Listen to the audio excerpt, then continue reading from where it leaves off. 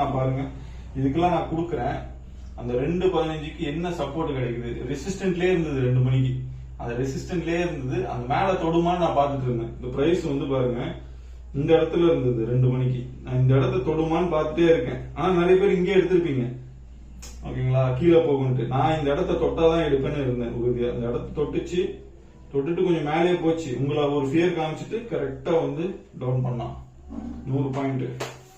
அதே மாதிரிதான் இதுலயும் கரெக்டா சப்போர்ட் ரெசிஸ்டன்ட்டுங்க. இல்லன்னா நீங்க இந்த சார்ட்டை பார்க்காதீங்க, இந்த வீடியோ பார்க்காதீங்க, ட்ரேட் பண்ணாதீங்க, சரிங்களா? அதுதான் நான் சொல்றேன். அந்த டைமிங், அந்த சப்போர்ட், ஓகேங்களா, அந்த செல்லு கொடுக்குறேன்னா அந்த டைமிங், அந்த ரெசிஸ்டன்ட், அது நடுவில் எவ்வளவு பாயிண்ட் இருக்கு, அதுதான் வந்து நம்மளுக்கு கிடைக்க போற லாபம், சரிங்களா? இதுல சம்டைம்ஸ் ஃபெயில் ஆகும், ஓகேங்களா? அப்போ வந்து பாத்தீங்கன்னா கீழே 10 பாயிண்ட் மட்டும் நம்ம விட்டுட்டு வரணும். 10 பாயிண்ட் விட்டுட்டு வராம நீங்க உட்கார்ந்தீங்கன்னா நீங்க இங்க